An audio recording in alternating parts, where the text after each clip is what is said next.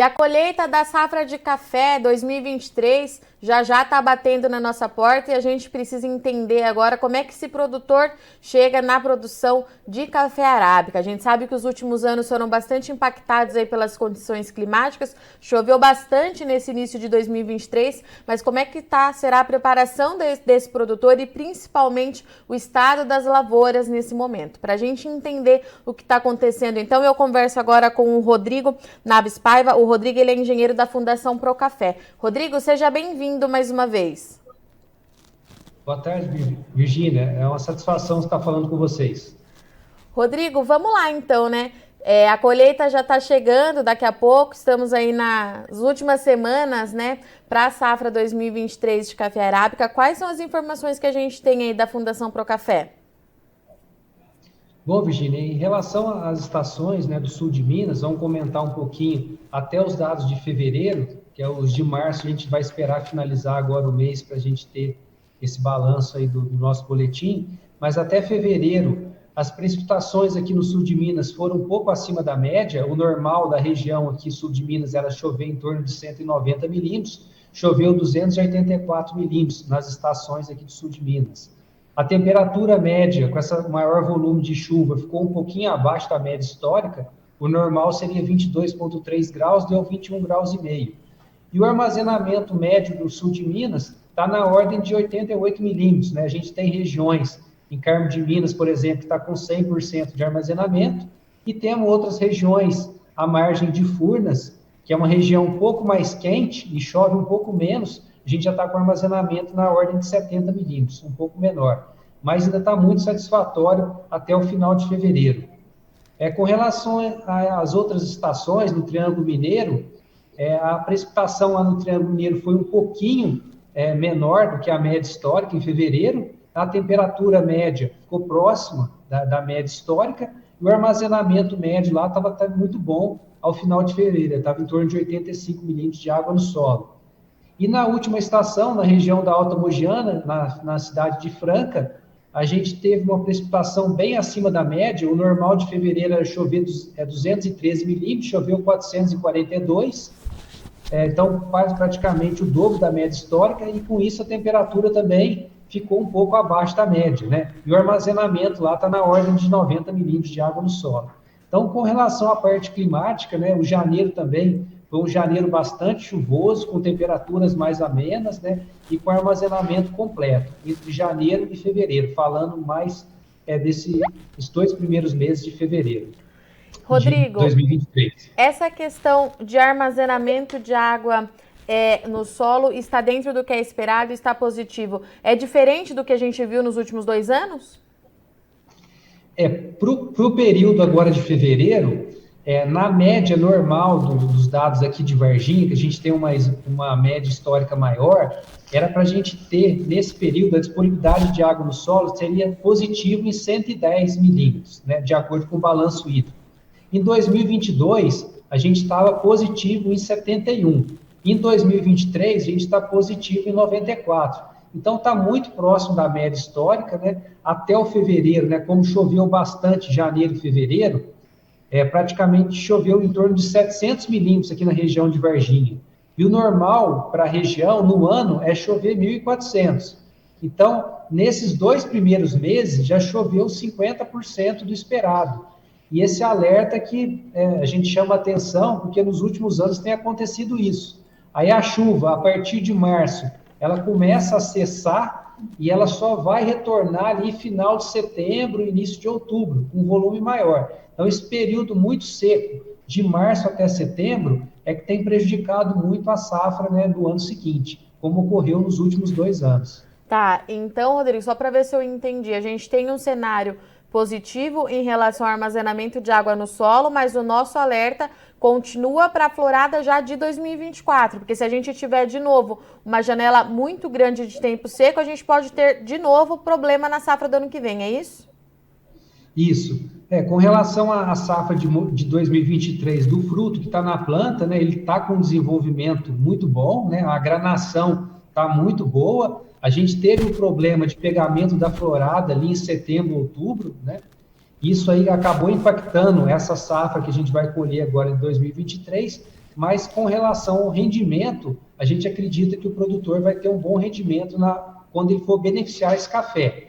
A gente vai ter menos frutos por roseta, né, por planta, mas o rendimento, a gente acredita que com essa bastante disponibilidade de água, o fruto granou bem, né, e além de ter menos frutos por roseta, a gente acredita que ele vai ter um bom rendimento com relação a esse período aí de granação dos frutos.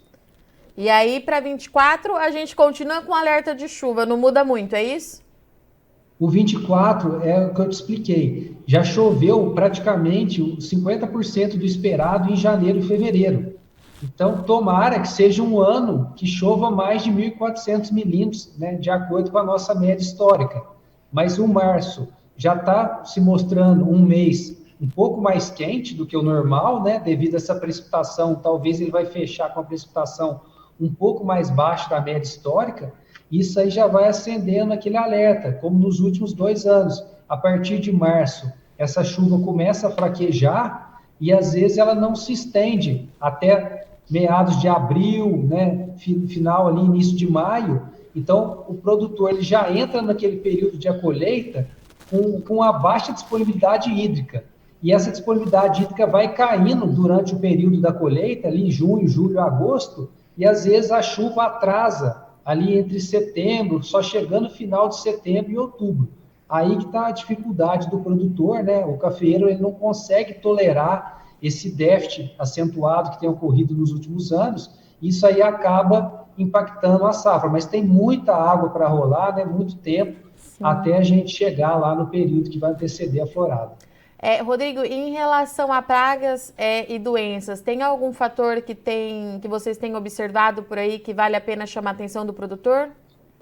Sim, o que tem chamado a atenção principalmente é com relação à ferrugem. Aqui no sul de Minas, como a gente já teve praticamente de outubro até fevereiro temperaturas mais amenas devido a essa maior precipitação, a ferrugem estava um pouco mais tranquila, mas em Varginha, no último mês agora de fevereiro, estava com 19% de infecção, Carmo de Minas estava com 8% de infecção, e a região de Boa Esperança com 3%. Então, na média do sul de Minas, a gente estava falando em torno aqui de 10% de infecção. Já na região de Franca, na região da Mogiana, a pressão da ferrugem lá estava muito maior.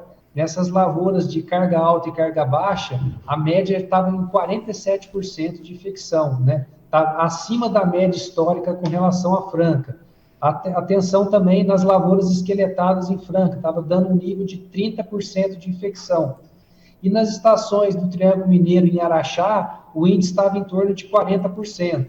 Lembrando que esses talhões que a gente tem das estações meteorológicas são talhões que não recebem controle de defensivos fitossanitários para a gente conseguir acompanhar a evolução da doença durante o ano todo, mas mostrando que a pressão está aumentando e vai continuar aumentando aí nos próximos meses. Então, o produtor deve ficar atento, né, e fazer esse controle, mesmo que já seja mais tardio agora, mas que faça esse controle para evitar essa desfolha, né, e que para a planta chegar numa condição melhor aí naquele período que antecede a florada. E, Rodrigo, em relação à colheita, deve começar dentro do prazo esperado ou a gente pode ter alguma data diferente esse ano? Não, eu creio que vai ficar mais ou menos dentro da média mesmo, né? Algumas regiões que às vezes é uma temperatura um pouco mais quente, né? Às vezes o produtor ele pode trabalhar com o tipo de maturador que acaba acelerando essa antecipação da maturação. Algumas regiões final de abril, início de maio, né? Outras regiões mais para meados de maio, início de junho, mas eu acho que vai ficar mais ou menos dentro da média normal aí dos últimos anos. Rodrigo, você falou do rendimento da safra, a gente já consegue ter uma ideia de média de sacas por hectare ou ainda é cedo? Olha, é cedo para a gente falar, né? A gente teve um baixo pegamento de florada, isso foi detectado na época, né? Depois disso, nós tivemos condições boas de chuva, né? Que deu um desenvolvimento bom para os ramos que vão projetar a safra de 2024. Essa boa disponibilidade hídrica também deu esse bom efeito de granação, né? De rendimento do café, mas a gente vai precisar, né? Que o produtor inicie a colheita para a gente ter uma noção melhor de como que vai ser essa produtividade, né? E quanto que vai ser o nível de produtividade de cada talhão. Perfeito, então, Rodrigo, obrigada, viu, pela sua disponibilidade e vir conversar aqui com Notícias Agrícolas. Já deixo o convite aberto para você voltar mais para o final de abril aí, para a gente acompanhar de perto o início da colheita junto com a Fundação Procafé. Obrigado, Virgínia. Nós da Fundação do Procafé estamos à disposição.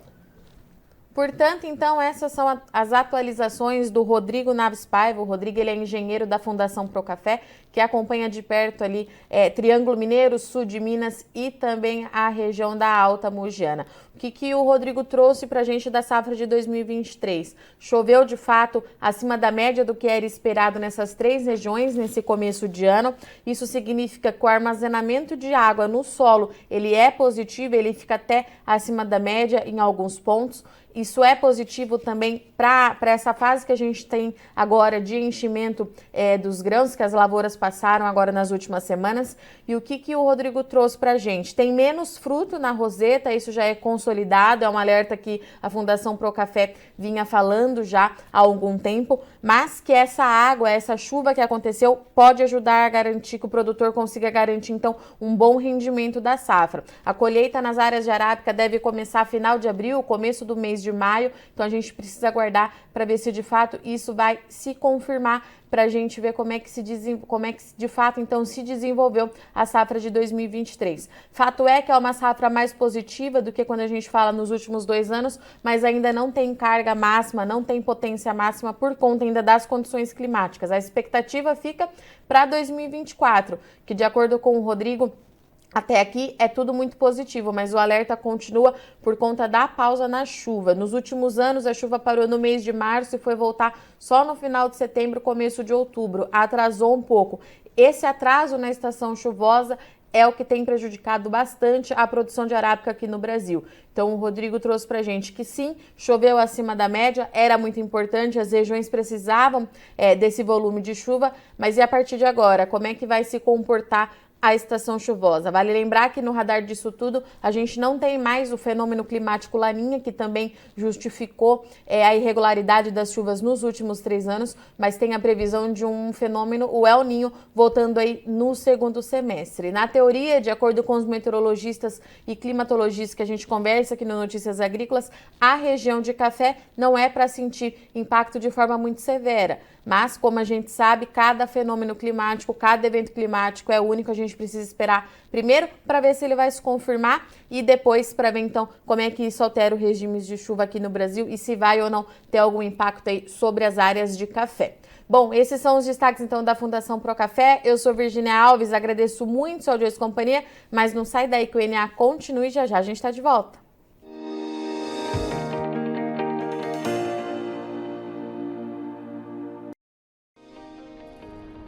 Se inscreva em nossas mídias sociais, no Facebook Notícias Agrícolas, no Instagram @Notícias Agrícolas e no nosso Twitter @Notiagre. E para não perder nenhum vídeo, não se esqueça de nos acompanhar no YouTube e na Twitch, Notícias Agrícolas Oficial.